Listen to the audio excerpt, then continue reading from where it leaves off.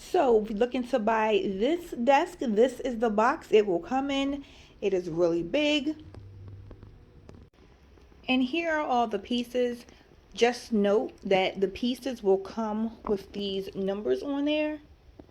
But be careful because this bag held bags for all these small pieces and the numbers were on the bag. So I had to peel them off to put them on the actual piece, which I didn't know. So these two pieces don't have numbers on them because they was on the bag. And then here is the other pieces. As you can see, the numbers are on there, and this is the box with all the hardware. So here are the instructions. There are no words. It is just pictures. I was able to follow it. I got this put together in 35 to 40 minutes. And here is the actual table itself. You would have to make sure for this inner leg that connects to the bottom part, if you want your table to swing out this way, you need to make sure you have that piece on this side.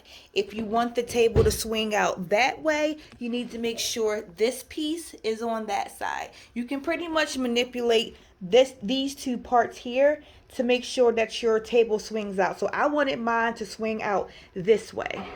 The directions have it swinging out the opposite way. So that's the only thing you have to really think about when you are putting it together, which way you want this table to swing out. If you want it to swing out the way it's coming via the camera out this way, make sure you have that part on this side and still follow the instructions. But overall, I am very pleased with this.